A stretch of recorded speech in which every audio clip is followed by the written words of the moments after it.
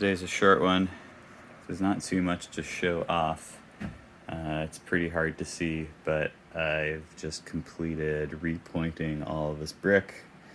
It doesn't look pretty, but I basically, anywhere there was a hole that was, big enough for a mouse to go through, I tried to, and that I could poke a stick through to the back. Then that's something that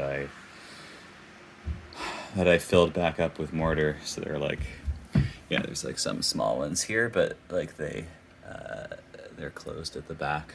It was really just to close up any drafts and keep the mice out.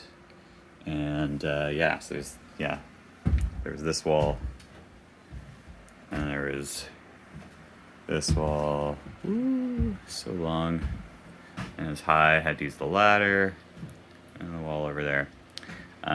One noticeable thing is that a lot of these spaces above the joists used to have, used to just be holes, and so I filled those up because those are definitely big enough for mice to get through, and we know that the mice were scurrying around in the joist bays.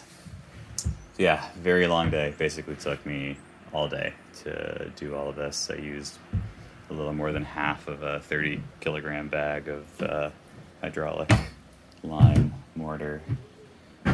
And I'm starving.